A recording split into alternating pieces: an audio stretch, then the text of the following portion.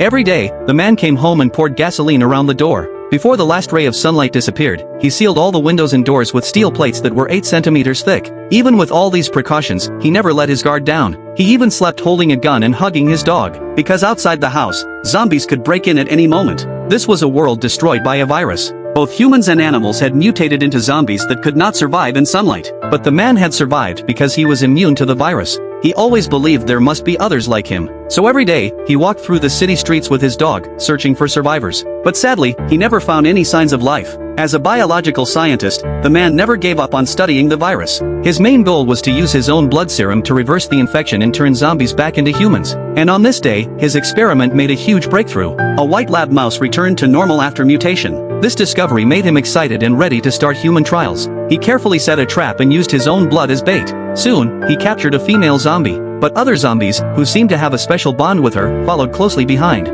Luckily, they were afraid of the sunlight and could not get close to the man. The man brought the female zombie to his lab and prepared to begin the experiment. But after injecting the vaccine, the zombie did not recover. The vaccine had no effect on humans. He had no choice but to inject her with a sedative and lock her in the isolation room. What he didn't know was that this zombie would bring him great danger. The next day, the man searched the city for survivors like usual. But suddenly, he saw something strange. A mannequin that should have been inside a store was now standing in the street. This sudden change made the man feel nervous and confused. He pulled the trigger, and the mannequin fell. He had forgotten to stay alert. As he stepped forward, a trap lifted him into the air. It was a trap set by the zombies to get revenge for the captured female. The man soon passed out. When he woke up, the sun was about to go down. Once it set, the entire city would belong to the zombies. He used all his strength to cut the rope. But when he fell, his knife accidentally stabbed into his thigh. He cried out in pain. At that moment, the zombies sent in a zombie dog on a leash. Luckily, one last beam of sunlight blocked it from coming closer. The man ignored the pain and dragged himself backward, because there was a handgun in the car.